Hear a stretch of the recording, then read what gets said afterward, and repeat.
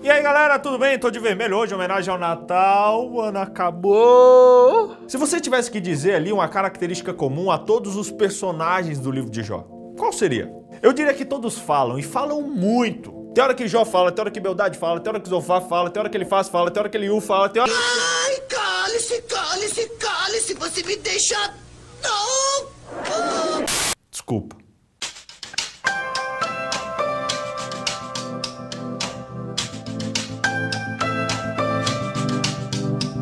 Tem gente que fica famoso com a beleza do rosto, outros ficam famosos com a beleza das habilidades, mas alguns ganham rios de dinheiro com a beleza da voz. Vozes como de Cid Moreira, Jabulani, do Sombra, do programa do Ratinho, você sabia que no final do século XIX... do Lombardi, do Baú da Felicidade. Ok, Ratinho! Agora eu fui longe, mas eu sei que você sempre quis saber quem tá por trás dessas vozes bonitas. Eu acho que eu tenho uma voz bonita. Será? No estudo dessa semana a gente viu que depois dos amigos de Jó só falarem besteira, surgiu alguém que tinha propriedade para falar. Deus. Ele aparece no capítulo 38 em uma teofania. Sabe o que é isso? É quando Deus se apresenta ao homem de maneira visível.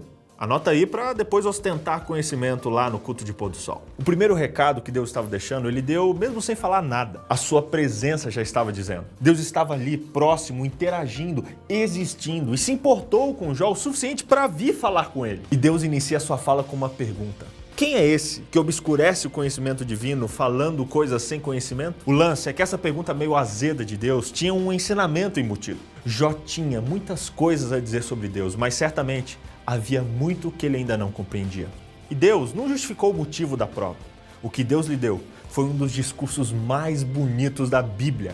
Num combo de poesia e perguntas retóricas, conhecimento físico e sarcasmo, como só Deus conseguiria fazer, Deus começa perguntando: onde você estava, Jó, quando eu lancei os fundamentos da terra? Em outras palavras, onde você estava quando eu criei o mundo? E depois Deus manda é claro que você sabe de todas essas coisas, pois você já tinha nascido, você viveu tantos anos. E Deus segue falando da grandeza dele, em contraste com a pequenez de Jó. Fala de quando criou as nuvens, as estrelas, os animais, os meteoros. E em outras palavras, Deus diz: quem é você, Jó, para tentar entender os meus caminhos?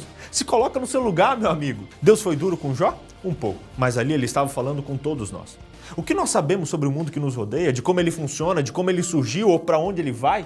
A gente não sabe nem quem a gente é, nem o que a gente quer. Como é que a gente vai entender os desígnios de Deus? Mas esse diálogo foi abrindo a cabeça de Jó.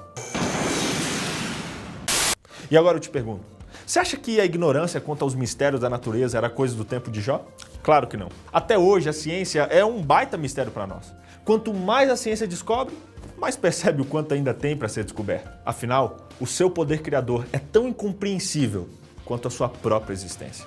E a Bíblia já nos diz isso faz tempo.